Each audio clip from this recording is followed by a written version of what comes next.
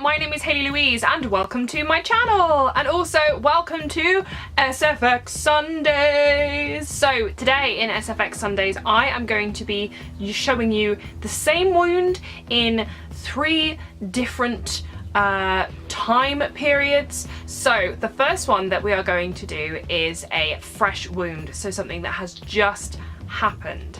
The second will be when it has just been kind of sewn up and seen to, so we're going to be doing some like thread work and stitches today. And then the third one is going to be the aftermath, the scarring. I'm just going to run through some really quick ways that you can do this. I will be leaving a full list of all of the products used down in the description box below, and of course be talking you through as we go along. So let's get started.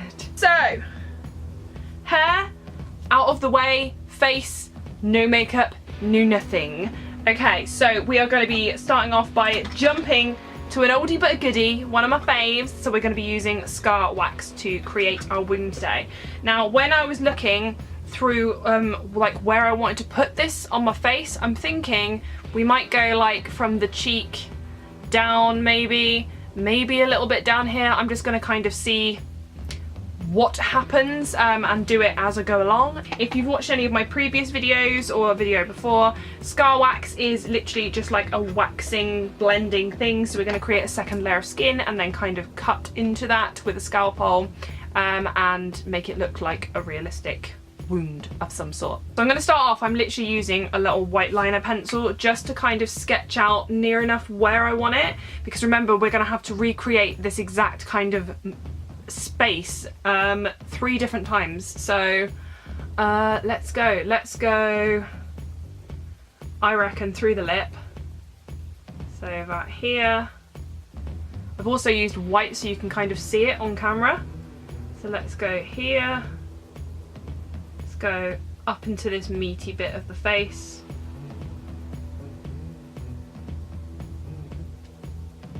You want quite a big split there. And then maybe down onto the chin.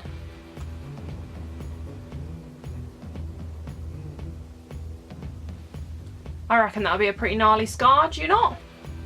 Yeah, we'll go with that. At this point, obviously, this does not have to be correct, whatever, but take a mental note.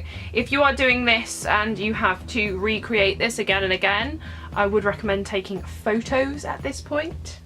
So smile for the camera.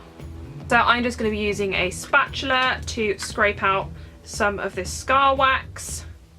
We're going to need quite a bit, but I would always say to start off with like a pea-size amount and work your way up. Same as before, guys, to stop this stuff from sticking to your hands, you can use baby oil, you can use Vaseline, anything that's a little bit of lubrication will help you out and stop that from sticking all over your fingers. Once you have that how you want it, flatten it out and apply it to your face. So when you're doing a scar this kind of size, I would always just say to you to just get on the product first. Obviously I am just sticking this on roughly to show you. Now of course you can use glues and things to keep this in place. You can use Prozaid and stuff that's safe on the skin to hold it in place for a little bit longer, but yeah, get it on there first. Don't worry too much about smoothing it out. Just kind of get it covered in all of your areas where you would like it. Okay, so when you've got it roughly where you want it, it's time to go in there either with your finger. Make sure that you have got plenty of Vaseline or something like that to smooth it out and blend in all of the edges.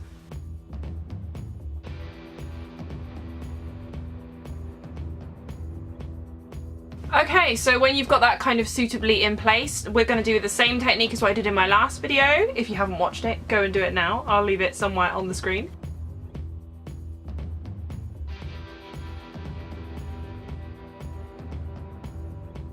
Now, I don't really know what the story behind this injury would be. I'd imagine I've had one too many Proseccos and fell over and hit my face on a railing of some kind.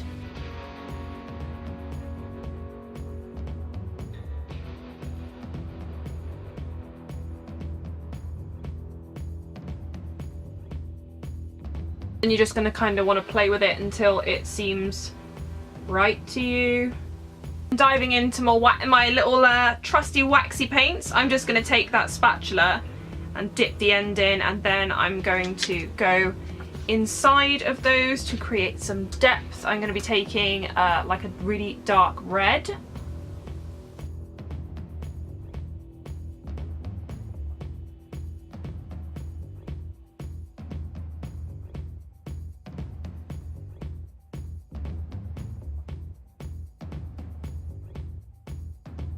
Okay, and you should have something that looks a little bit like this. Woo! Nice, nice.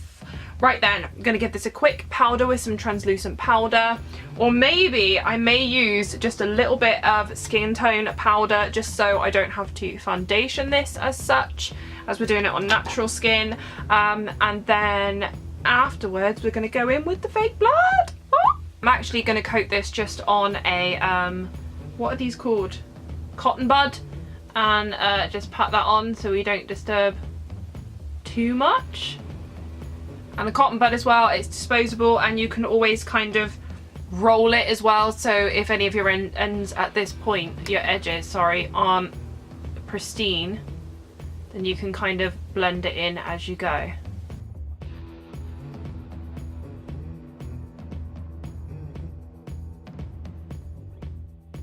So once that is all powdered and in place, now it is time for some blood. We're going to do runny blood today.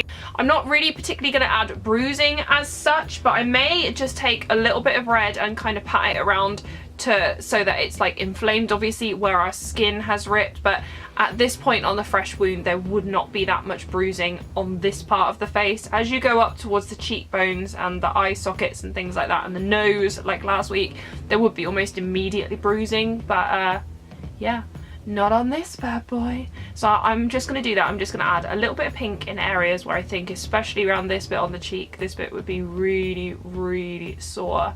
And just at the end, maybe down here. And yeah, then applying blood, and this stage is done.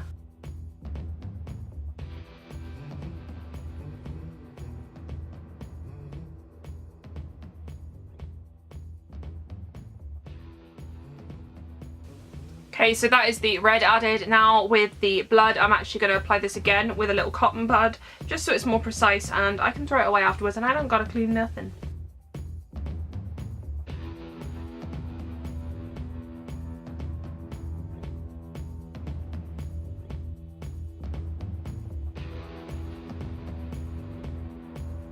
Around your mouth, you'd probably end up with quite a bit of blood, just, you know, where gravity is going to take it. So I would probably do a little bit more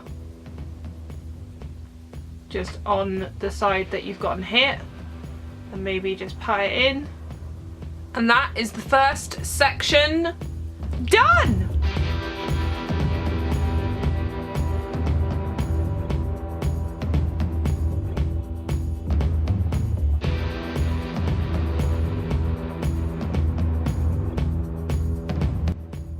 So I am going to actually move into stage number 2 now.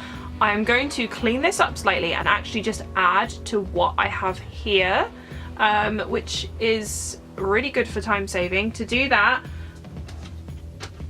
I'm not going to use any cleansing products with any soaps or anything in. I'm literally going to use this micellar water from Primark on a cotton pad.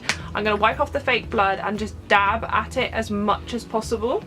Stage 2, I have removed as much fake blood as humanly possible. I literally did that with a cotton pad and just dabbed until it all went away. I tidied it up a little bit. I left some of the redness. So first off, what we're going to do is I'm going to take my spatula and I'm going to kind of like try and close these wounds up a little bit so that it looks like we've been stitched back together. Now obviously if you were doing this from scratch at this stage without the first stage being like immediately before, you would apply this just exactly the same, probably without the fake blood, and then close up the wounds a little bit after you applied the darkness into it. So I'm just going to take that and I'm just going to kind of Again, really slowly and take your time. Kind of just squeeze my wounds in. So I'm going to do that all over.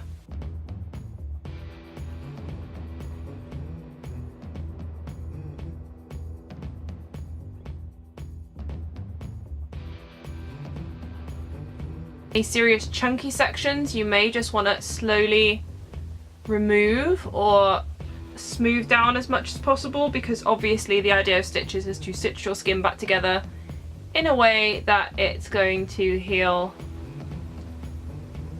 and minimize scarring. So you don't want too much lumpy bumpy at this point. But this is going to be a pretty bad one.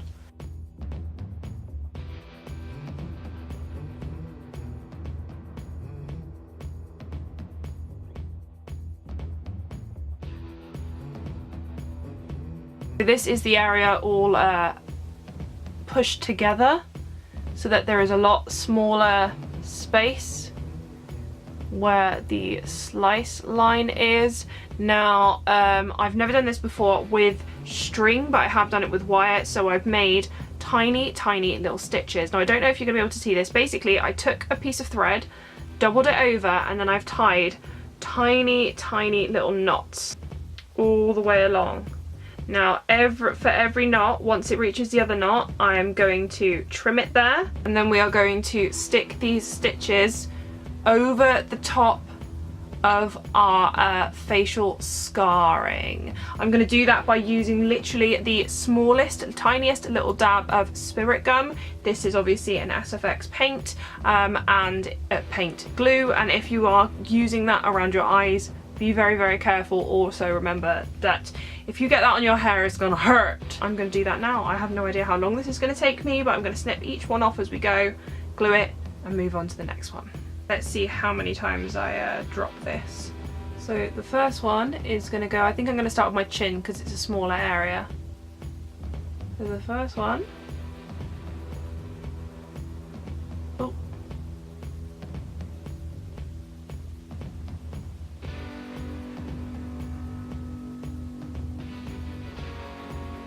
Beautiful, we'll stick that on. Lovely, and just repeat that all over your wound.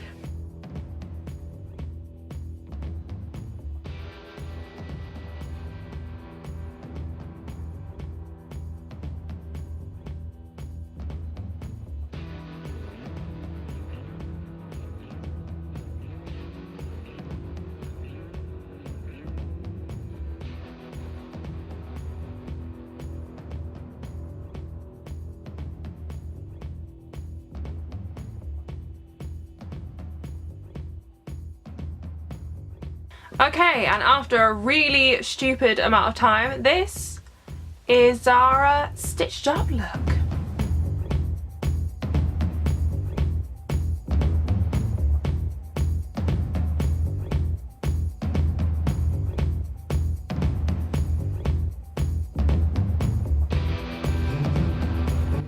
Okay, now obviously this is definitely going down the more theatrical stitches route, because I would hope that you are not going to someone who would leave a scar stitched like this, but let's just pretend it's the zombie apocalypse.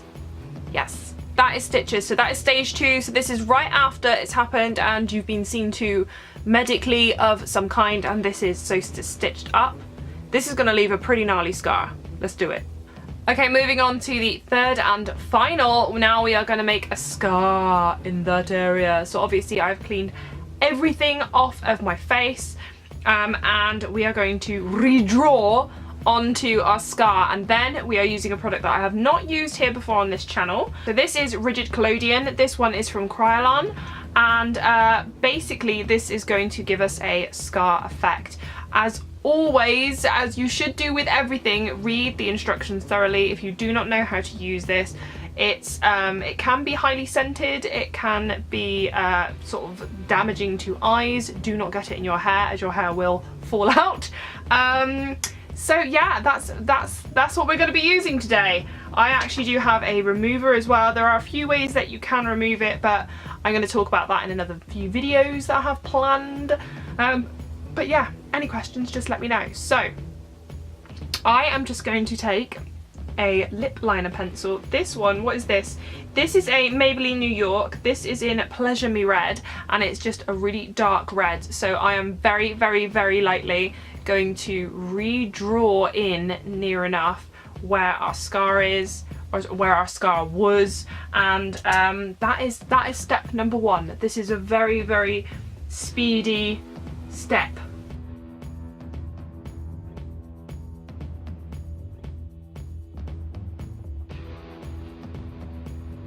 So I have very, very lightly drawn in where our scar was with a dark red. If you want to make it like appear older, then you would obviously use more browns or lighter colours. So yeah, basically that's what we've got here. Now I'm going to take the Rigid Collodion, and I am just going to basically wipe this over in a really, really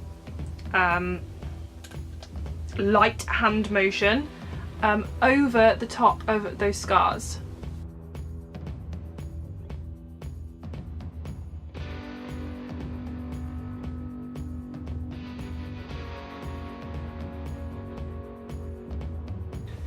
Okay, that is layer number one on.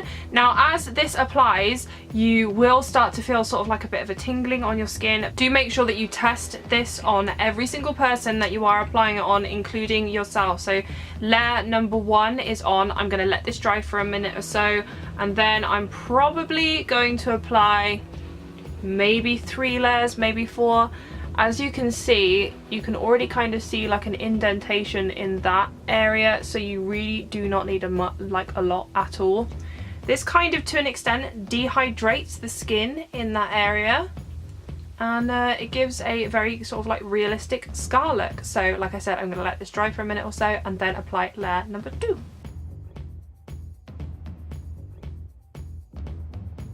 Layer number 2. You can see it's really starting to dent up here now.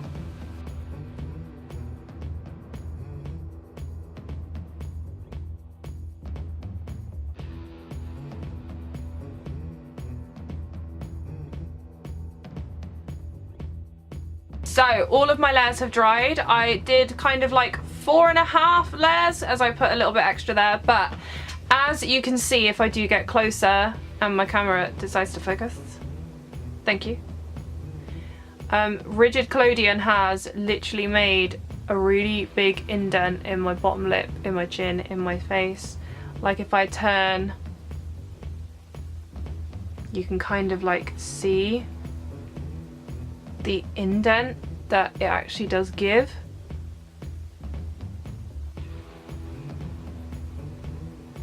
So now the only thing left to do is to just dust this off with some powder. I'm just literally going to take a cotton pad and some powder and just brush that over the top to just get rid of any excess shine. And there you go. So that is a scar with our heel from the beginning all healed up.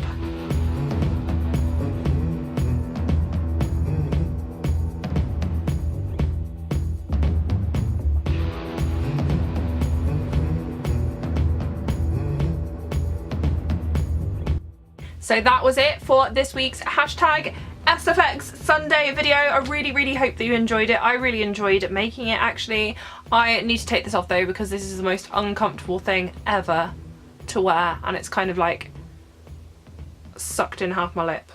I mean, it looks good, but still. As always, all of my social medias and everything is in the description box down below. If you want to see more of these on my Instagram, close-ups and multiple images, feel free, all the info is down below. Subscribe if you enjoyed the video, and also if you really enjoyed the video, give it a thumbs up and let me know what kind of things that you want to see next on SFX Sundays in the comments section down below. Tune in tomorrow for another makeup video, not gore related, more beauty related in general. So yeah, if you're into that, hit back tomorrow and we'll see what's going on.